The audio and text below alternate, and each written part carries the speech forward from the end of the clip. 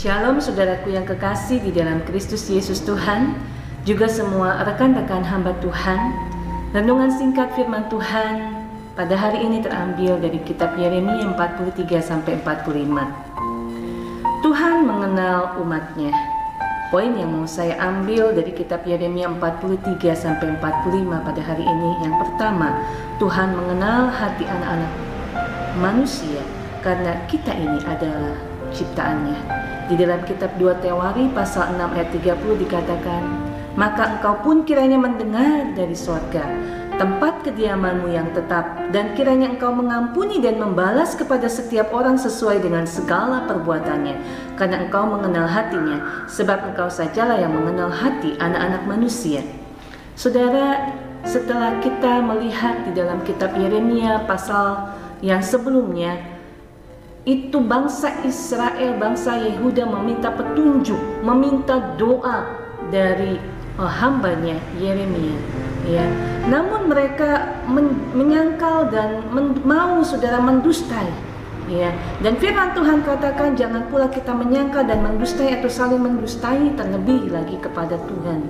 Tuhan tahu jalan pikiran bangsa Yehuda, Tuhan tahu jalan pikiran kita. Yeremia 43:7 katakan, lalu mereka pergi ke tanah Mesir, sebab mereka tidak mau mendengarkan suara Tuhan.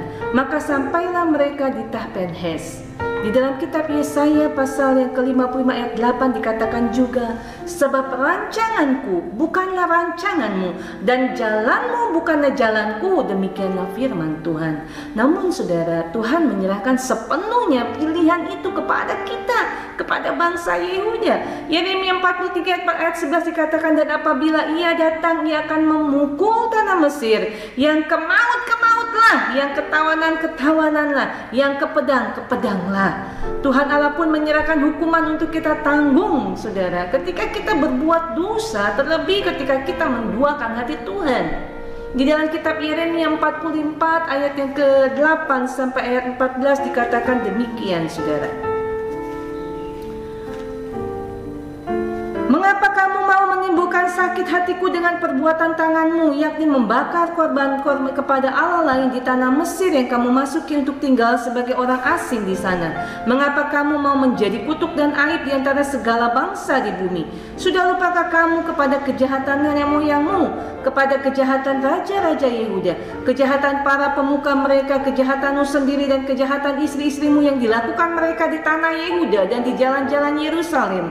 Mereka tidak remuk hati sampai kepada hari ini. Mereka tidak takut dan tidak mengikuti Tauratku dan ketetapanku yang telah kuberikan kepadamu, kepada nenek moyangmu. Sebab itu beginilah firman Tuhan semesta alam Allah Israel, sesungguhnya aku mau menunjukkan wajahku terhadap kamu untuk kecelakaanmu, yakni aku mau melenyapkan segenap orang Yehuda. Aku mau mencabut sisa Yehuda yang berniat hendak pergi ke tanah Mesir untuk tinggal sebagai orang asing di sana. Mereka semuanya akan habis mati di tanah Mesir. Mereka akan rebah mati karena pedang dan akan habis mati karena kelaparan, dari yang kecil sampai kepada yang besar. Mereka akan mati karena pedang dan karena kelaparan, dan mereka akan menjadi kutuk, kengerian, kekutukan dan aib. Aku menghukum mereka yang diam di tanah Mesir sama seperti aku telah menghukum Yerusalem, yaitu dengan pedang, dengan kelaparan dan dengan penyakit sampar. Sehingga dari sisa Yehuda yang telah pergi ke tanah Mesir untuk tinggal sebagai orang asing di sana, tidak ada seorang pun yang terluput atau terlepas untuk kembali ke tanah Yehuda, kemana hati mereka sangat rindu untuk diam di sana lagi. Sungguh mereka tidak akan kembali kecuali beberapa orang pengungsi. Saudara, ngeri benar, saudara, ketika jatuh, saudara, di tangan Tuhan.